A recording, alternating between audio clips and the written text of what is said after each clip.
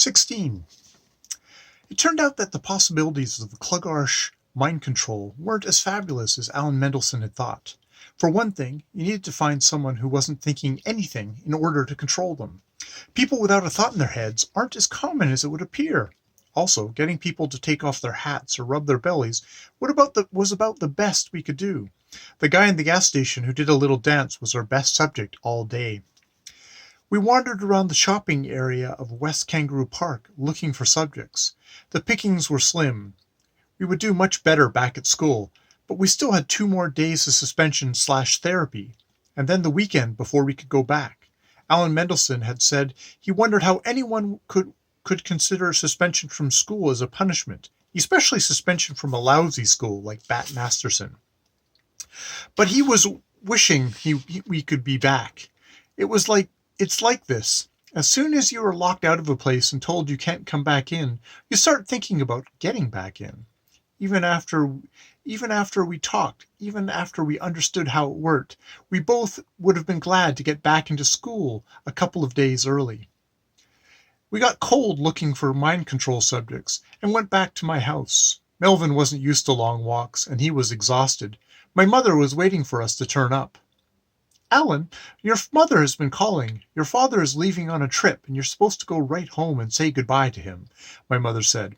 Leonard, she said, the old one called to say that her vacuum cleaner is broken. Tomorrow, will you take our vacuum cleaner to her apartment, pick up her broken vacuum cleaner, and take it to the repair shop? All this made sense. The old one needs a vacuum cleaner every day because of the piles of sunflower seed shells and other debris that the parrot leaves around, not to mention grandfather.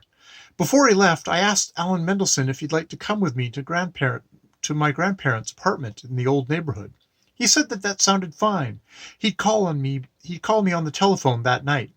I looked forward to showing him around. Aln Mndlshn called that night, as he said he would. It seems his father had to go to New York City, where his company had its headquarters all of a sudden.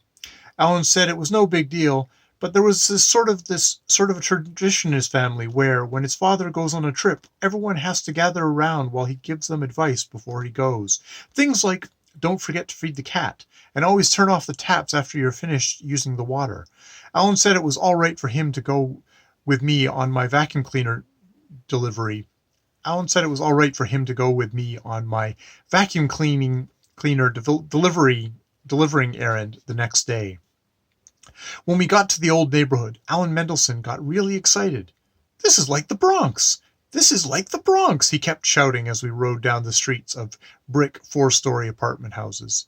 When we got off the bus to walk to the old one's apartment, he said, "This even smells like the Bronx."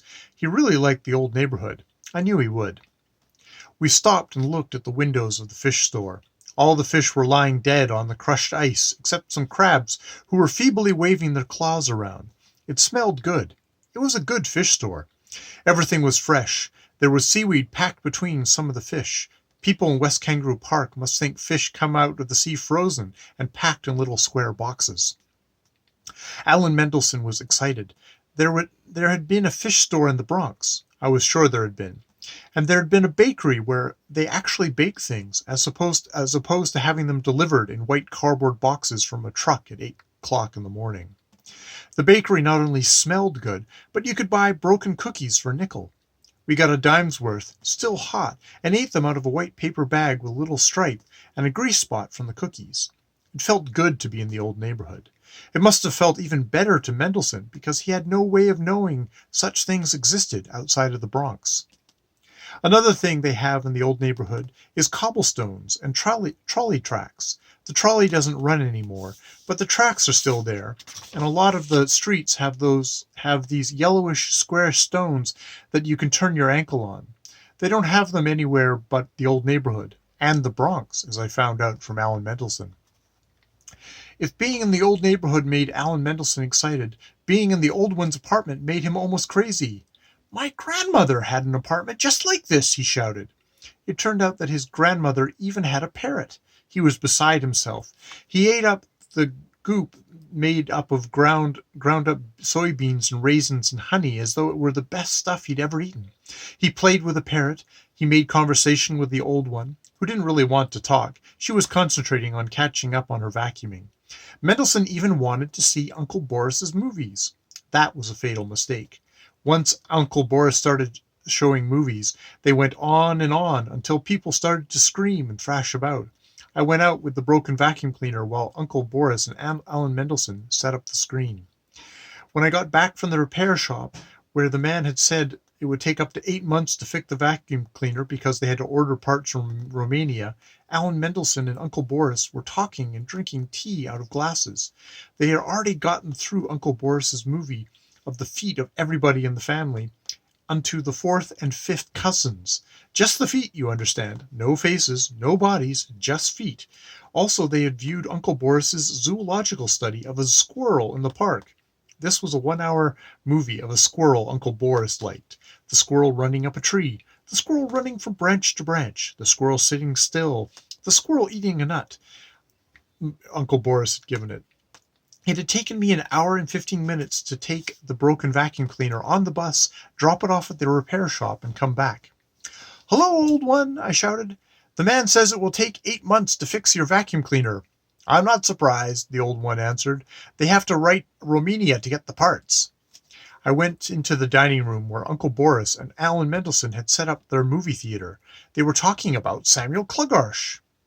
"Then I didn't see Klugarsh for some time," Uncle Boris was saying. After the scandal over the Egyptian relics, he dropped out of sight, even though one could prove that he had any connection to the matter.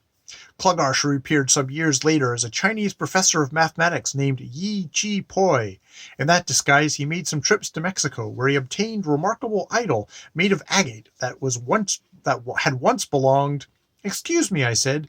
"Is that our Samuel Klugarsh he's talking about?" "Yes," Aln Mndlshn said. "Uncle Morris has known Samuel Klugarsh off and on for 25 years. It seems that Klugarsh probably stole the basic principles of mind control and a lot of other stuff from an ancient brotherhood that had its headquarters in Mexico." "That's right," Uncle Boris said. "The Order of the Laughing Alligator, a very old mystical brotherhood, said to have originated in Tibet or India or California, or one of those places. What Allen describes as mind control is probably something Klugarsh picked up from the brothers of the Laughing Alligator when he visited them in Mexico." "Uncle Boris, do you think Samuel Klugarsh swindled us or what?" I asked. "Well, that would be hard to say," Uncle Boris said. "Samuel Klugarsh has always been regarded by some as a swindler. I myself have always thought him as someone who sells people things they don't really need for more money than they're worth. If that's your definition of a swindler, then he is one. Of course, mind control does work, doesn't it?"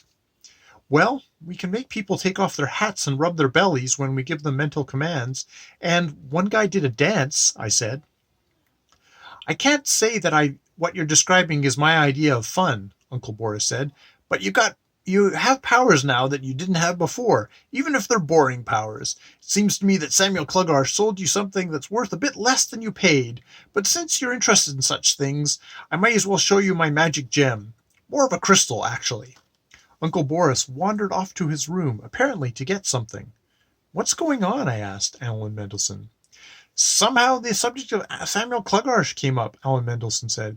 "I don't remember how, or yes, I do. Your Uncle Boris has a picture of his feet. Apparently Samuel Klugarsh is a fifth cousin once removed of Uncle Boris. Anyways, he mentioned Samuel Klugarsh, and I said, 'That's the guy we bought the mind control course from. And your uncle wanted to know about that.' And I told him, and then he started in on all this history about Samuel Klugarsh. It seems that Samuel Klugarsh has been involved in all sorts of shady deals. He was telling me about it when you came in. Now he appears to have gone to get some sort of magic gem. Do you know anything about that?" I told Aln Mndlshn I'd never heard anything about a magic gem. This was the first I had ever heard about Uncle Boris having an interest in anything other than his movies, his movie camera, feet, clouds, and squirrels. Uncle Boris came back. He had a little bag tied at the top. "This is my magic gem," he said. "I started to tell you about a Mexican idol that Samuel Klugarsh brought back. Well, this was one of the eyes of that idol." Uncle Boris produced a dark green stone about the size of a marble, but not quite round. It had flecks of brown and blue in it. It was not clear, but it looked like a little piece of earth that had gone all hard and shiny. "It doesn't look magic, but it is," Uncle Boris said. "It is sort of a crystal. It vibrates at a certain frequency. When certain people hold it, well, give it a try." He handed me the stone. I felt it sort of wiggle in my hand. He gave it to Aln Mndlshn. As soon as he took it, the stone began to give off a yellowish light.